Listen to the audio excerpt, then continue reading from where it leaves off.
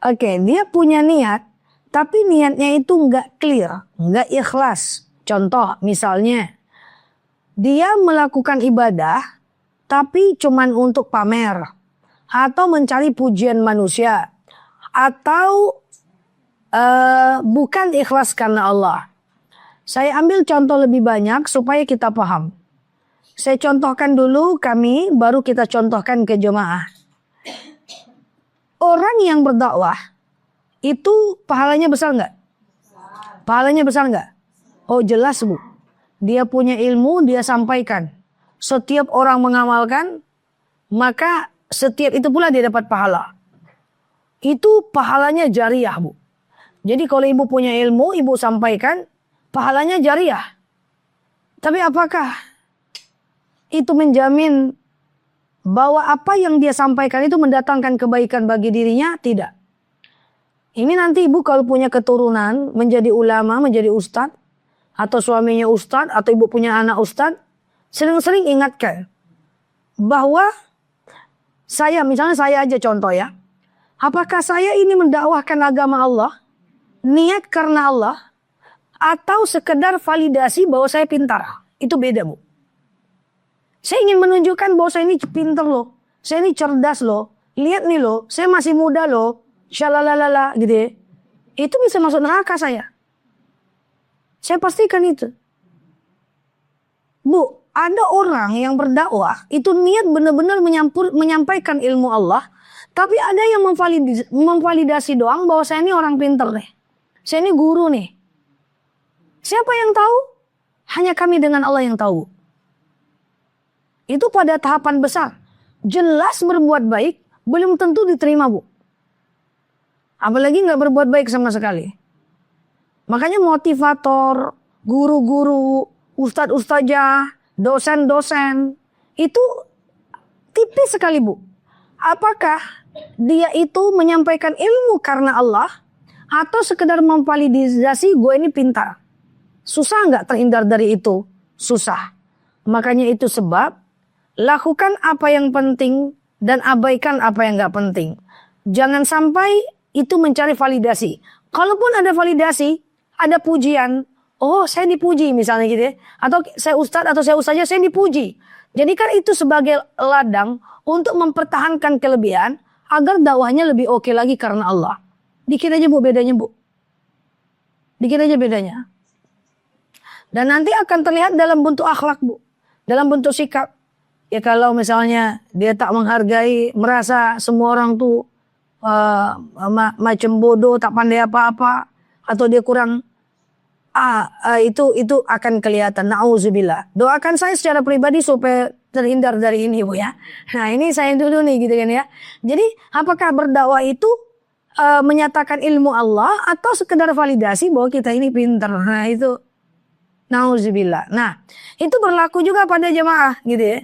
Pada jemaah, pada ibu-ibu semua atau siapapun kita semuanya, yang kita itu beribadah benar-benar untuk Allah atau validasi bahwa kita ini memang udah melakukan ibadah. Ini terjadi banyak orang yang pergi umroh misalnya. Pergi umroh apakah baik? Baik, dia pergi umroh, dia berdoa di depan multazam, dalam Hijr Ismail, dia berdoa saat umroh. Tapi umrohnya itu karena Allah, kita berbaik sangka. Tapi hati-hati kalau niat umroh itu terjadi bukan karena Allah. Sekedar untuk disampaikan bahwa oh udah umroh kayak gitu ya. Foto-foto saat umroh boleh nggak? Boleh. Tapi itu tadi Bu, macam validasi. Macam dalam hati harus diluruskan. Kita ini sekedar ingin menunjukkan ini Ka'bah. Ingin menunjukkan ini sa'i. Ingin menunjukkan kondisi di kota Mekah Madinah. Atau memvalidasi bahwa kita sudah umroh loh. Lu kapan? Kayak gitu. Nah, atau bisa jadi itu menjadi baik ketika ibu memotivasi. Alhamdulillah ya Allah guys, ini Ka'bah, semoga teman-teman bisa ke sini juga ya. Nah guys, asal teman-teman tahu aku cuma jualan lontong tepi jalan tapi nabung 1.000 sehari bisa umroh. Apalagi teman-teman yang punya penghasilan lebih besar, aku rasa bisa guys. Itu boleh. Tapi kalau sekedar alhamdulillah, masya Allah, tabarakallah. Akhirnya aku sampai guys, aku bisa kan, kalian kapan? Selebe, wah itu bisa itu. Tipis aja Bu. Sikapnya sama, beda. Sikapnya sama, niatnya aja tuh problem itu. Jadi, gitu ya. Jadi kayak gitu. Foto di merpati, baputa gamis tuh, terbang merpati, boleh? Boleh? Boleh, tapi hati-hati. Saya tadi hati-hati nih niat dakwahnya. Jangan sampai sekedar menunjukkan saya ini pinter loh, saya bisa loh. Jangan. Nah ibu-ibu kalau ibadah juga hati-hati. Fotolah merpati itu untuk menunjukkan. Apalagi kalau punya ilmu sedikit, kasihlah caption. Guys, ini merpati, merpatoy kesukaan Aisyah guys. Gitu. Ada nilainya. Jangan baputa-puta aja taruh. Iya, boleh gitu ya. Cuma hati-hati dengan niat. Kita udah berangkat, uang keluar. Niat nggak tepat, kan sayang. Ada juga yang kita kasihan ya Ustaz. Nah, yang mana udah pulang dari umroh dibuka lagi semuanya. Banyak Ustaz. Banyak ya. Nah udah pulang dari umroh, dibuka lagi semuanya, apa yang dibuka? Dompet? Oh, kerudung lah. Biasa lagi. Foto lagi seperti biasa, cepcus keluar lidahnya. Gitu, misalnya gitu. Jadi itu tanda bahwa umroh belum mabrur. Tapi kita berbaik sangka setidaknya dia udah berangkat umroh. Tapi kan sayang uang tuh banyak loh yang keluar. Umroh bukan murah. Ya, umroh bukan murah. Kalau saya bilang murah, nanti kita takabur, kita sombong. Ya, kita perjuangkanlah untuk Allah. Cuma niatnya lah. Apa tadi sebabkan juga dengan harta yang kita bawa tuh kok nggak ada berpengaruh pada diri kita, baik tulisan, akhlak. Kok kami nggak bisa mencontoh dari orang yang udah pergi. Itu loh maksudnya. Iya. Apakah sebab umroh itu tidak mabrur gitu ya? Kok macam akhlaknya Saya contoh yang ada nggak pengaruh itu uangnya? uangnya Oh jelas ada. yang bermasuk misalnya. Itu jelas ada Bude. Uang perubahan. Kita kan pingin contoh. Iya. Pulang dari umroh beginilah perubahannya. Iya. Mau menampakkan lagi apanya. Itu Nah, ada nggak hubungan dengan harta halal di bawah umroh dengan harta yang tidak halal? Jelas. Kalau nggak halal nggak sah umrohnya Bude. Contoh, dia umroh dari uang riba. Itu nggak bisa Bude. makanya nggak ada kita perubahannya. Iya, atau dia umroh hasil nipu orang uangnya dibawa umroh. Sama dengan bangun masjid tapi dari hasil korupsi, nggak diterima itu. Jangankan berkhasiat, jangankan bermanfaat, diterima aja enggak itu. Pasti ada uang yang kita gunakan untuk umroh, uang halal dengan uang yang tidak, jelas beda. Jelas, mal farqu bai'ah? Ada juga sebagian ustazah udah pulang ya dari umroh pun nampak betul perubahan itu, perubahan yang menjadi lebih baik. Ada sebagian yang ketika dia pergi umroh nampak perubahannya untuk jadi lebih baik. Ya itu berarti dia dapatkan hikmah, dapatkan hidayah.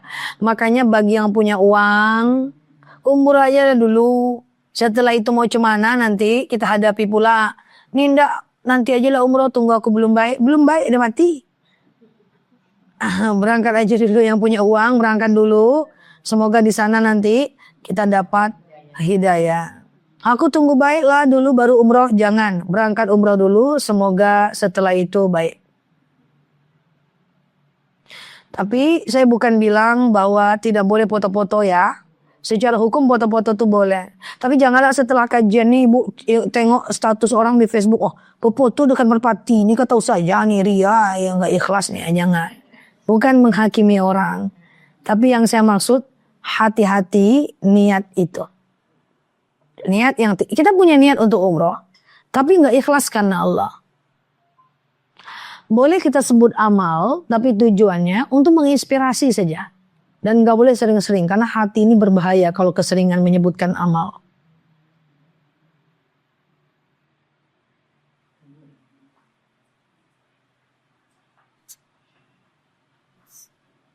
Oke, niat tidak dia punya niat ya Bu, bukan dia nggak punya niat ya Bu.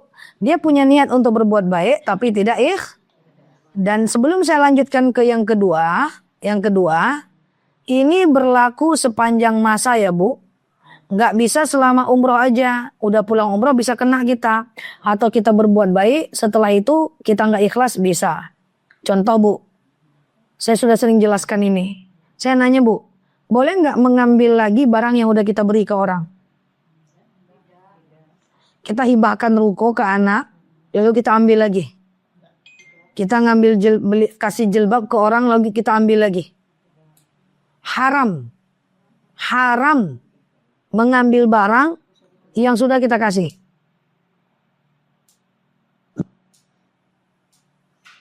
Dan tidak jadi dapat pahala kalau kita sebut pada akhirnya. Jelas itu. Iya kan? Kita sebut. Contoh misalnya, ketika kalian ini berbuat baik kepada saya, lalu ketika sesuatu saya minta sama kalian nih, Kak, minta Kak mainan jilbabnya Kak, kayaknya cantik. Kan kemarin udah aku kasih jilbab dah. Udah aku kasih mukena dah. Kak juga lagi. Kemarin tuh bagus loh, harganya 11.500.000. Kayak gitu kan. Nah itu nggak boleh. Nanti jadi tidak ikhlas. Apalagi kalau saya jahat sama kalian ini menyebut-nyebutnya. Jangan, Bu. Payah beramal. Sedekah itu butuh uang. Sudah diterima Allah disebut pula. Tak jadi pahala. Kecuali kalau kita memberikan inspirasi. Tapi nggak boleh sering-sering. Hati juga harus dijaga. Nah, yang kedua. Amal itu bisa tidak diterima adalah kalau amal itu melanggar syariat. Kalau kebaikan itu melanggar syariat. Yang pertama tadi punya niat tapi tidak ikhlas. Yang kedua dia punya amal tapi dia melanggar syariat. Saya sering mengeluarkan kata-kata kayak gini kepada jemaah saya. Lakukan apapun selagi tidak melanggar syariat. Kan gitu kan? Ibu boleh bermain, boleh tertawa, boleh santai, selagi tidak melanggar syariat. Jadi, apa maksud dari kita beribadah, tapi kita melanggar syariat? Contoh, saya mau nanya Bu, utang dulu atau umroh dulu?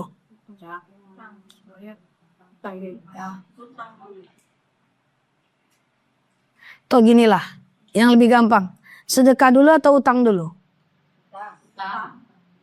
Jangan marah, saya juga bertanya, utang marah lagi. Siap. Sedekah dulu atau utang dulu? Sedekah dulu atau utang dulu? Jawab tuh jangan cepat-cepat kali. Salah jadi enggak ya, canda. Gini Bu, sedekah dulu atau utang dulu? Tergantung utangnya kapan jatuh temponya. Saya punya utang, jatuh temponya masih 2 tahun lagi. Apakah nggak boleh saya sedekah hari ini, walaupun cuma 5.000? Boleh. Sedekah subuh 2.000, 2.000, 2.000, 2.000, 2.000, 2.000, 2.000. Supaya rezeki saya bertambah, nanti 2 tahun saya bisa bayar utang dan saya persiapkan. Tapi, seandainya sedekah hutang saya ke Kak Ima, nauzubillah contoh, adalah 2 juta hari ini. Tahu-tahu ada teman saya minjam uang. Saya pinjamkan uang 2 juta itu. Saya sedekah, teman saya butuh duit. Saya sedekah 2 juta itu, hutang ke Kak Ima nggak saya bayar. Itu contoh melanggar syariat. Sedekahnya tuh nggak diterima. Hutang dulu karena jatuh temponya sama. Paham atau bingung?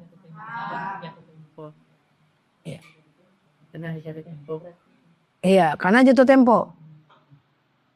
Jadi dia melanggar syariat. Coba saya tanya, boleh nggak umroh? Nah ini nomor 2 tadi yang bude. Umroh tapi dari uang riba. Nggak bisa Bu. Karena itu melanggar syariat. Uangnya itu tidak halal. Ini nggak usah lah paksain umroh. Nggak usah dipaksa-paksain sampai minjam-minjam utang bang, nggak usah. Tahu umroh juga nggak wajib. Nggak akan diterima itu. Bangun masjid tapi dari hasil menipu orang. Korupsi, nggak bakal diterima itu. Dia cuma dapat dunia malah berdosa. Oke? Jadi itu dia. Daya. Yang pertama tadi punya niat tapi tidak Yang kedua apa? Ini mau syariat. Amalnya melanggar syariat ya. Oke, selanjutnya adalah tidak bersyukur setelah melakukan ibadah. Saya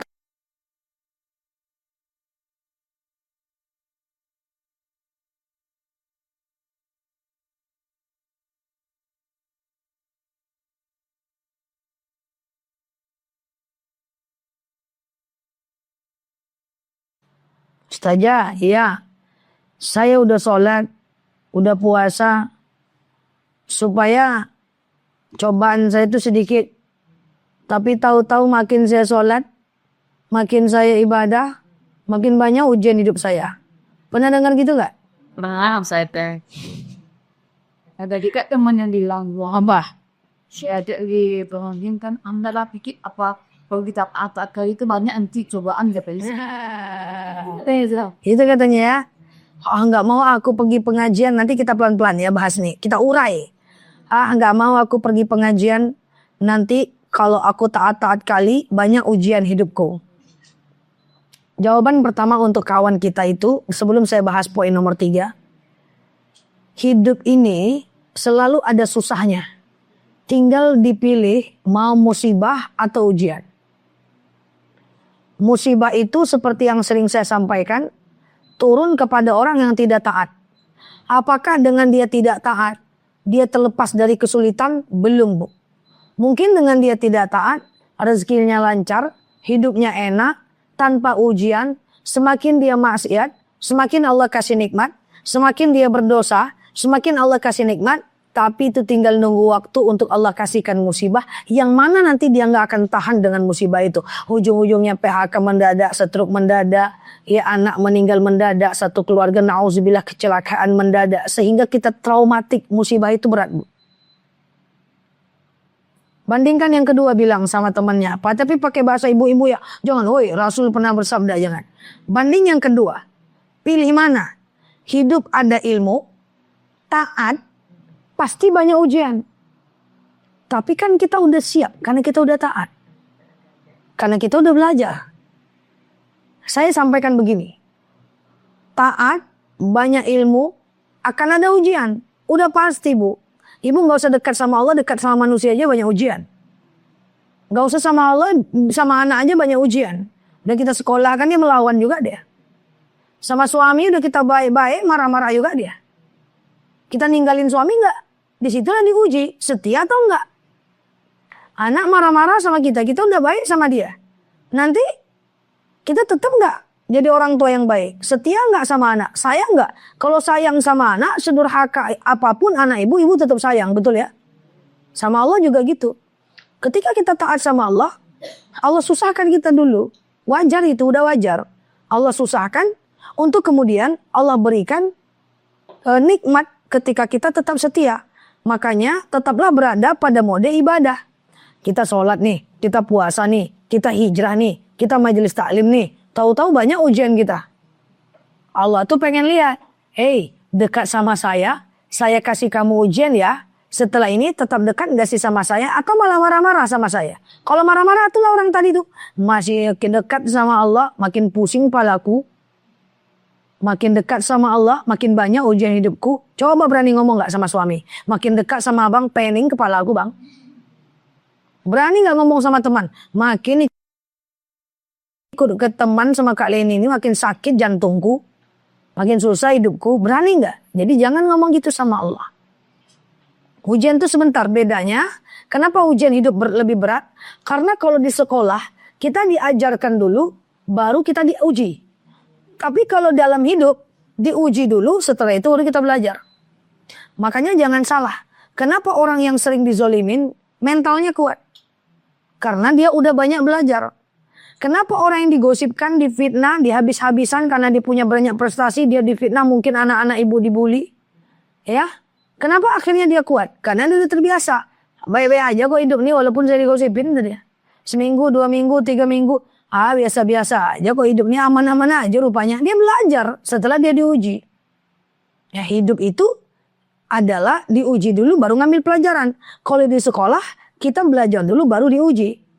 Nah, jadi mindset yang mengatakan bahwa gak usah lagi pengajian, gak usah taat-taat kali nanti banyak ujian. Bilang, orang yang taat banyak ujian, tapi dia udah kuat karena dia udah ibadah. Dia udah ngerti karena dia punya ilmu. Kalau dia takut masa depan, dia ngerti ilmu tawakal. Kalau dia digosipin orang dan dia diuji, dia ngerti konsep sabar. Kalau dia pengen marah dengan ujian orang lain, dia ngerti cara istighfar atau berta'awuz saat dia marah. Lebih teratur hidupnya dengan ilmu. Dibanding orang gak punya ilmu, dimarahin orang, dia marah balik. Orang pecah kaca, dia pecah mobil. Orang mau menghina, dia memaki. Apa gak pusing hidup kayak gitu? Lebih pusing loh hidup gak pakai ilmu. Apa gak pening kepala? Disakiti sedikit, senggol bacok. Ya, disakiti sedikit, baper siang malam. Baru turun omset sedikit, dagangannya, delay kai duit gak bisa kok. Langsung mikir, ada rezeki gak nanti ya? Tapi orang beriman, betapa indahnya rezeki sedikit hari ini. Baru hari ini, kemarin kan udah tinggi. Rezeki banyak hari ini, alhamdulillah. Besok berkurang, alhamdulillah kan kemarin udah banyak. Orang yang beriman tuh lebih bahagia. Coba kalau orang gak punya iman, dia gak mengerti ilmu. Kok dikit rezeki itu ya, gimana besok kalau aku gak makan ya? Gimana? Takut terus, karena dia gak ngerti konsep tawakal. Dia gak ngerti dalil-dalil ustadz-ustadz ceramah. Wa narzuqukum min haitsu la yahtasib. Allah akan berikan rezeki pada tempat yang tak diduga-duga. Gersang gak pakai ilmu tuh, Bu. Nah, janganlah coba-coba. Jangan coba-coba gak punya ilmu, gak belajar. Heboh hidup kita ini. Baru disakit sedikit kita nggak ngerti jalan keluarnya, Bu. Kita ini kan kalau punya ilmu, ibu kan udah lama mengaji ya. Kalau punya ilmu kita disakiti, oh kata ustazah, kata pak ustadz, maafkan aja lah, nggak apa-apa kok. Bisa kan jalan keluarnya? Misalnya nih kita lagi di bawah, oh kata pak ustadz hidup itu naik turun. Kalau di bawah ya udah nikmati aja apa yang ada, nggak usah nanya apa yang nggak ada. Tenang kan? Tenang. Coba orang nggak berilmu pas di bawah. Cemana hidup nih susah kali, apa-apa mahal. Langsung presiden yang salah. Semua salah. Kerut kening. Coba ya. Di Riau ini banyak pengusaha sawit ya. Kan gitu bedanya. Saya banyak berteman dengan macam-macam orang pengusaha sawit. Tidak semuanya. Waktu sawit naik itu dia diam-diam aja, Bu. Santai aja dia. Waktu turun setiap ngopi ngomongin pemerintah terus. Kalian ini gimana? Pas naik kalian diam-diam aja. Nggak ada muji-muji pemerintah. Pas turun ceringi-ceringi terus. Sawit susah, entah apa pemerintah, entah apa bentuknya. Susah hidup sekarang. Lah, lu pas di atas makanya hati-hati. Pas di atas itu makanya harus hati-hati. Banyakkan nabungnya, banyakkan investnya, banyakkan sedekahnya, banyakkan zakatnya. Biar kalau turun kita siap. Itu ajaran Islam. Pas turun menceringi-ceringi. Kenapa? Itu dia konsep tawakal nggak paham. Padahal rezeki itu naik turun. Ini semua mindset. Jangan coba-coba cari rezeki kalau nggak ngerti konsep tawakal. Pupuh di tengah jalan. Jangan. Kalau nggak ngerti konsep tawakal. Tapi orang beriman dia ngerti gitu loh. Coba. Jangan coba-coba nggak ada ilmu. Repot kita. Baru disakiti dikit kita senggol bacok. Baru kita berbuat baik sekali dua kali. Tahu-tahu orang itu berkhianat. Kita sebut semua kebaikan kita. Repot dunia ini. Jadi semoga kita semua merasakan betapa indahnya ilmu ya. Karena ilmu ini akan menuntun kita. Beda nggak sikapnya? Pasti beda. Oke? Khusyuk kali belajar. Gitu. Ya itu karena ujian. Nah itu dia. Tapi ujian tuh nggak lama. Apa sih ujian yang lama? Susah ntar juga naik lagi. Ya omongin orang ntar juga orang hilang. Apa sih ujian yang lama? Nggak ada yang lama. Insya Allah nikmat yang lebih banyak. Oke? Sampai kok jadi kesini larinya ya Bude? Ini karena sis nih Bude. Canda ya. Oke gitu ya. Jadi yang pertama apa tadi Kak? Niat tapi tidak ikhlas. Yang kedua? Amalnya melanggar syariat. Oh yang ketiga? Tidak bersyukur. Jadi tidak bersyukur tuh kayak gini Bu. Tidak bersyukur dalam ibadah. Ini kayak gini Kak. Tidak bersyukur dalam ibadah tuh gini maksudnya. Tadi saya contohkan semakin saya sholat, semakin saya puasa, semakin saya ibadah, kok rezeki saya gitu-gitu aja ya. Kayak gitu. Kok rezeki saya gitu-gitu aja ya. Dia tidak bisa mensyukuri ibadahnya. Dia selalu pandang apa yang kurang yang Allah berikan sama dia. Coba deh kalau ibu punya usaha, jadwal sholat, tutup usahanya. Dan ibu kemudian sholat maghrib, sholat isya. Setelah itu, kalaupun omsetnya berkurang, ketenangannya bertambah. Saya fakta banyak sekali soal ini, nggak bisa terhitung datanya. Saya punya teman, waktu saya SD dulu dia nggak sekolah. Jadi nggak tamat sekolah dan cuman sampai tamat kelas 2 SD. Lalu kemudian saya masuk pesantren, dia juga tetap nggak sekolah. Saya bilang, ngajilah kamu walaupun nggak sekolah. Karena saya di pesantren. Akhirnya dia ngaji di salah satu masjid di Pekanbaru. Ibu pasti tahu masjidnya, Masjid Jalan Sumatera. Ngaji dia, akhirnya saya bilang, daripada setiap saya libur pesantren, saya mampir ke silaturahmi ke rumahnya, bukalah usaha, walaupun usaha yang kamu mampu. Ini perempuan loh, Bu. Ini perempuan loh. Akhirnya, itu waktu saya kelas 2 MTS, dia kelas 2 MTS kan masih kecil, Bu. Karena nggak sekolah, orang tua nggak mampu, dia buka usaha macam stempel, Bu. Stempel reklame, di tepi jalan, di atas parit, dulu ada di depan Hotel ASEAN. Dulu ada Hotel ASEAN di Pekanbaru. Mentok Harapan Raya. Di situ gubuk kali saya naik bis. Setiap saya pulang pondok saya datang. Gimana stempelnya? Tidur aja dia di stempelan tuh, tidur. Masih kecil, Bu. Saya masih SMP. Masih kecil. Setahun, 2 tahun, 3 tahun. Gubuk, Bu. Pas mau lewat, Bu. Hampir masuk parit. Gubuk kecil-kecil. Saya bilang daripada kamu tidur aja nggak ada yang beli stempel itu. Coba deh sholat. Dan kemudian bersihkan badannya, mandi, dekatkan sama Allah sambil tetap jualan stempel. Jualan sampai saya tamat pesantren dia masih jualan stempel, Bu. Nah, saya kemudian tamat pesantren, saya kan ikut lomba ya, sempat ikut lomba ke Jakarta, pulang-pulang saya minta buatin pamflet, Bu. Pamflet apa namanya itu? Pamflet lah, Nela Luki ya, ala-ala itu lah ya kan, pamflet sama dia. Waktu minta buatin pamflet sama dia itu saya bilang, dari stempel dia udah sampai ke pamflet, tapi cabangnya cuma 1. Nah waktu sholat maghrib, dia tetap aja pasang. Saya tegur saat itu. Kita ini udah dewasa, udah besar. Gimana kalau waktu kamu masang pamflet dimanapun rumah, dia masih di tempat yang gubuk itu, Bu. Kamu sholat. Tinggalkan semuanya, mau dari atas turun sholat. Nanti terjelungkang jatuh ke bawah, mati nggak sholat. Karena kan harus manjat-manjat. Sama temennya, kayak gitu ya. Akhirnya, itu belum, dia udah ngaji 6 tahun belum berubah, Bu. Saya tetap ngaji lagi terus. Akhirnya dia komitmen setiap azan dia tutup. Ada adiknya laki-laki setiap azan tutup, azan sholat tutup, azan sholat tutup. Satu ketika saya mau buat pamflet yang kedua, dari atas memang terbang dia langsung